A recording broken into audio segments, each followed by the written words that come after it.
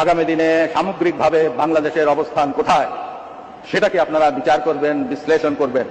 অস্তিত্বের প্রশ্নে আগে কি লুট হলো, আগে সম্পদ কোথায় গেল, বিদ্যুতের নামে খাম্বা হলো, এগুলো আপনারা দেখবেন, বিচার করবেন। আমি আপনাদেরকে প্রভোগ করব না, আপনাদের বিবেকের উপর ছেড়ে দেব, আপনাদের বিবেক দ্বারা বিবেচনা করবেন। বলেন জয় বাংলা, বলেন জয় বঙ্গবন্ধু, আবার বলেন জয়। এরশাদ সাহেব এবং জিয়াউর রহমান এরা কিন্তু এই জিনিসটাকে এই আপনার অর্থ দিয়ে পলিটিক্সের 12টা বাজাইছে তারাই। হ্যাঁ, কেন অর্থের খেলা হয়েছে সেই সময়।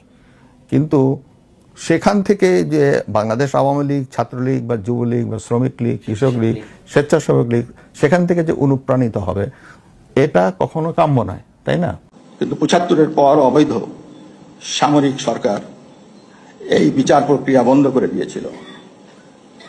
এক সময় এরশাদের হাত ধরে জিয়াউর রহমান, জিয়াউর রহমানের হাত ধরে তার বেগম জিয়া, এদের সময় মহান মুক্তিযুদ্ধের চেতনা তছনছ হয়েছে।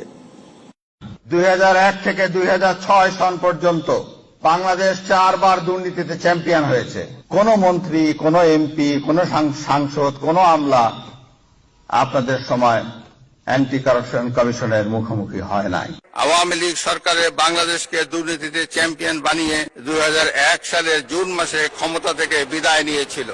2001 সালের অক্টোবর মাসে পূর্ববর্তী সরকারের রেখে যাওয়া দুর্নীতিতে চ্যাম্পিয়ন বাংলাদেশের দায়িত্ব নিয়ে বেগম খালেদা জিয়ার নেতৃত্বাধীন সরকার দুর্নীতি দমনে কঠোর পদক্ষেপ গ্রহণ করে।